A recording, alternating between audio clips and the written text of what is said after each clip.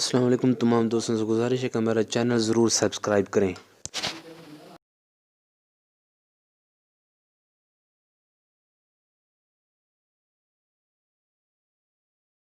ان کے لب رنگی کی نچھاور تھی کہ جس نے السلام علیکم سکندر صاحب جی، میرا سوال یہ ہے کہ کیا آب زمزم کے پانی سے وضو ہو جائے گا؟ السلام علیکم، جزاک اللہ خیر۔ وعلیکم السلام ورحمۃ اللہ وبرکاتہ۔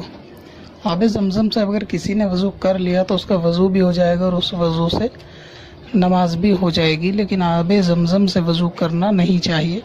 برکت والا پانی ہے تو اس کا ادب احترام کرنا چاہیے۔ وضو کریں گے تو وہ زیادہ تعداد میں زمین پہ بھی گرے گا اور پھر وہ زمین کے ذریعے سے دوسری ناپاک جگہ پر بھی جائے گا، نالی وغیرہ کے ذریعے ہوتا ہوا، تو اس لیے اس سے وضو نہیں کرنا چاہیے، یہ ادب نہیں ہے۔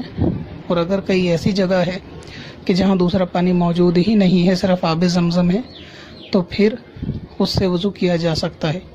اور ایسی صورت میں اگر اس آب زمزم کو بھی بچانا چاہتا ہے تو وہ آب زمزم کو کسی اور کو تحفہ دے کر تیمم کر کے نماز پڑھ سکتا ہے، جبکہ یقین ہو کہ وہ واپس دے دے گا۔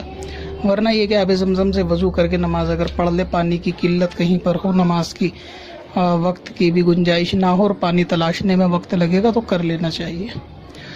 اور جہاں پانی موجود ہو آسانی سے تو وہاں پھر اس سے وضو نہیں کرنا چاہیے۔ پتھر میں حسن لالے پرنوار